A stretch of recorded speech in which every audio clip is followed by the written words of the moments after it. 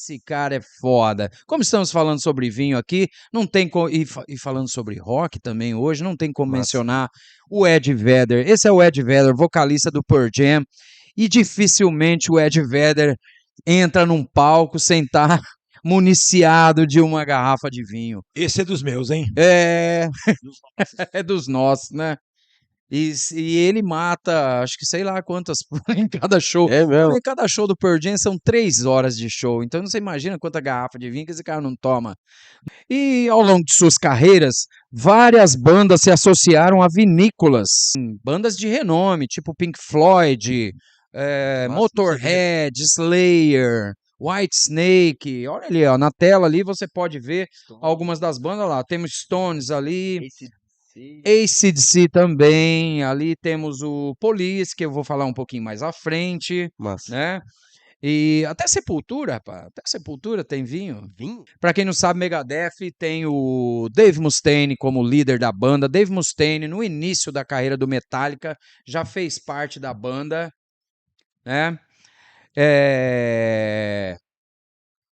Ele era o outro guitarrista juntamente com James Hetfield, né? E por umas desavenças lá, ele foi demitido da banda, né? Então ele falou que, já que me demitiram, eu vou montar uma banda melhor do que o Metallica, né? Ficou manhoso, né? Birrento. E ele tem cara de manhoso e birrento até hoje, né? Ele é pirracento, É né? pirracento, né? Mas vive querendo se reunir com o Metallica, né? Ah, músico é uma raça. Hã? Músico, né? Ô, Ô, músico, raça. né? Ô, Deus raça, do livre. né? Então, e o Mustaine, desde 2011, ele adquiriu uma vinícola na Califórnia, né? Porque ele é da onde É? da onde ele é, né? Aham. Metallica, Megadeth são as bandas de thrash metal que surgiram na Califórnia, né? O estilo thrash metal surgiu ali na Bay Area, na Sim. Califórnia, né? Então dali saiu tudo que a gente imagina de bom de thrash metal aí. Anthrax, Testament, Anthrax, Exodus. Testament, Exodus, inclusive o guitarrista atual do Metallica, que é o Kirk Hammett, Foi do Exodus. era o É guitarrista verdade. do Exodus. Sim. Tá vendo? Né? E então, ou seja, todo mundo tá ali meio interligado, era igual o pessoal do grunge também, que era tudo Sim. daquela região de Seattle lá. E um tocava na banda do outro ali, até que as bandas começaram a pegar corpo e fama, né? Então, o Mustaine, desde 2011, ele tem a vinícola que ele produz vários tipos de vinho, né? E se chama House of Mustaine. É o nome da vinícola dele. Bacana. E aí, com rolha personalizada, É Mustaine, mesmo, coisa cara. Nunca vi linda, isso aí, coisa sério. linda. Caraca, Pesquisa que depois massa. a Já vi respeito. garrafa já. Hã? Eu já vi Legal. garrafa de House of Mustaine. House já. of Mustaine. Então, é a vinícola do Dave Mustaine do Tem- Megadeth, Tem né? vinhos, Caramba. tem vinhos bem E tem... avaliados. Hã? São vinhos bem avaliados. Bem avaliados, Bem né? avaliados, da Califórnia. Então, Agora, uma história super curiosa é a história do Sting. O Sting tem uma história muito legal. Para ele, nem tanto no início, né? O Sting hoje, atualmente, uma das casas dele é na Toscana italiana, né? E ele teve um interesse em comprar procurando uma propriedade, ele e a mulher dele, tal, e chegaram lá na Toscana, viram uma propriedade chamada Il Palladio. Il Palladio, em italiano, Edmilson pode nos dizer que Palácio. é o palácio. Olha só que beleza de propriedade. Bacana, hein? Esse é o Il Palladio do Sting, né? E o cara que estava vendendo a vinícola, É, casinha modesta, né? não, o cara fez o maior merchan, não, puta casa, você Meu olha ali, Deus. Não. e tudo aquilo ali, o cara falou, mas aqui tem o vinho, cara, aqui tem o vinho, você vai provar o vinho que é feito aqui, nessa propriedade. Moral, hein? Aí o cara, para poder vender, né, chegou lá e ofereceu aquele vinho lá pro Sting, pra mulher dele, os caras, nossa, já era. A propriedade é nossa. Fecharam o negócio baseado no vinho que eles degustaram, né? E aí, beleza, compraram a propriedade, vamos fazer uma festa e servir o vinho o vinho da propriedade para os amigos, né? Fizeram uma festinha, serviram aquele vinho.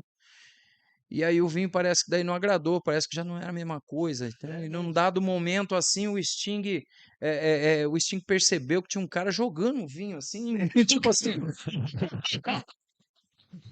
virou aqui e jogou. E jogou o vinho. Ele falou, ué. Pior que a história é verdadeira, cara. Ele engasgou. O cara engasgou até, rapaz, olha lá. Então, aí ele falou, what the fuck, né? What the fuck is going on? Ele falou, mas que vinho é esse? Aí foram ver, o cara tinha dado uma trapaceada neles, né? Deu uma trapaceada. Pegou um vinho super legal, ofereceu para eles, e eles dando como o vinho dali, fecharam o negócio e tal, mas depois foram descobrir que não era nada daquilo. O cara deu um barolo Deu. pra eles tomarem. Meu Deus do céu, barulho na Toscana. Barolo na Toscana, vai Barolo vendo, na Edmilson. Toscana. Então, e aí É aquela coisa, roqueiro não entende nada de vinho mesmo. Vou enganar esses trouxas aqui e vender a propriedade. Mas, enfim, Edmilson, É. e o Barolo? Fala Olha, sobre esse então, Barolo vamos aí lá, que vamos lá. deram pro Sting. Vamos lá. Eu beberia. Antes de mais Hã? nada, preciso dizer o seguinte: existem várias regiões vinícolas na Itália com características bem distintas, né? As principais, as mais conhecidas, são justamente o Piemonte, onde tem origem o Barolo. E lá no Piemonte tem uma uva que é autóctone de lá, ou seja, uma uva nativa do Piemonte, chamado Nebbiolo. Esse Nebbiolo ele precisa de condições muito específicas para ser produzido. E Nebbiolo é justamente tem uma ligação com uma palavra italiana chamada nebbia, que é névoa. Então, o Nebbiolo ele é plantado em regiões montanhosas com bastante névoa na região. Então, existe uma temperatura mais baixa e uma incidência não muito grande de sol. Então, o Nebbiolo é de lá. A característica da uva Nebbiolo é uma uva muito potente, com muito tanino. É uma uva que pega muito amadurecimento. Então, eles são vinhos que são bastante longevos. 25, 30, 35 anos, tá certo?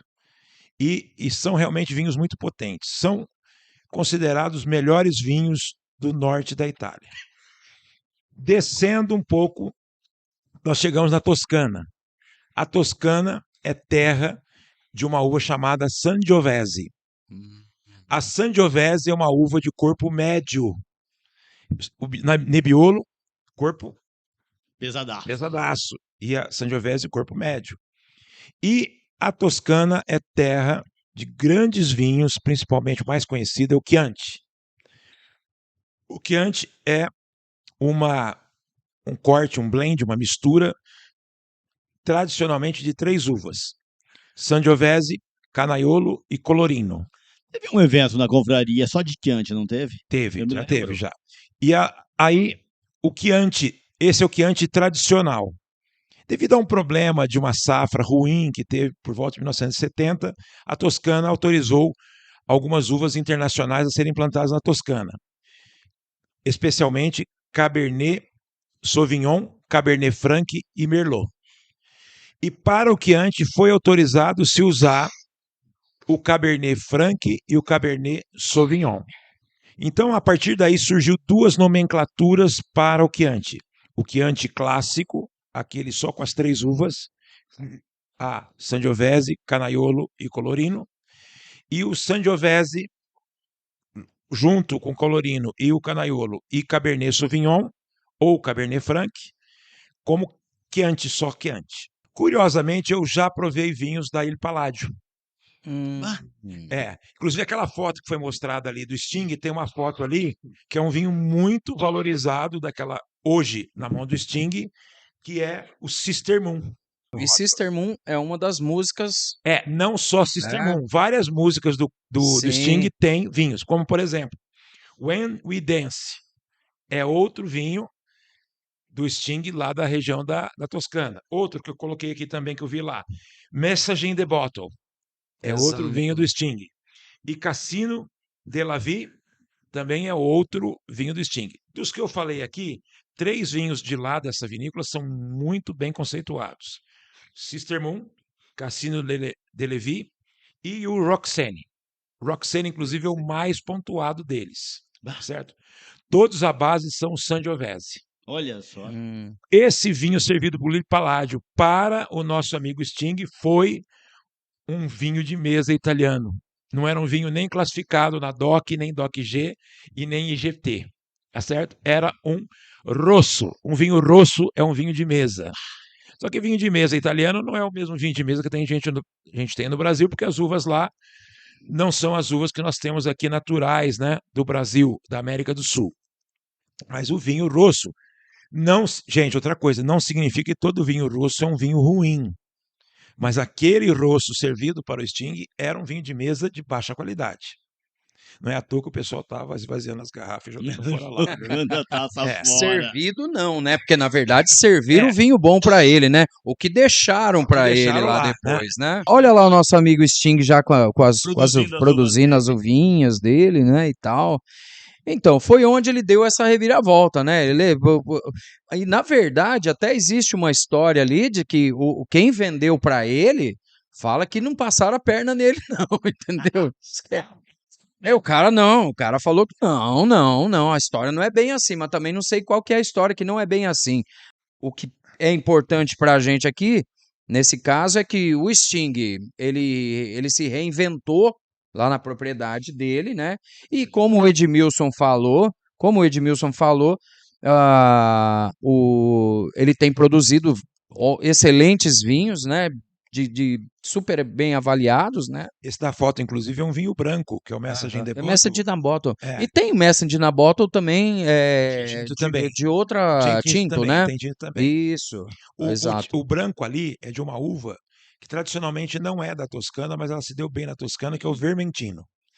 Vermentino é uma uva que nasceu na ilha de Sardenha e se deu bem tanto na Toscana quanto na Sicília. Então, esse Messaging de Bottle, o tinto, né? Ele vem escrito como um Red Blend, né? Um Red Blend. E o que você pode falar pra gente a respeito disso? O Red Blend porque a base dele é Sangiovese. A base dele é Sangiovese. E ele pode, então, misturar outras uvas autorizadas na Toscana. No caso do Messaging de Bottle, ele mistura Cabernet Sauvignon.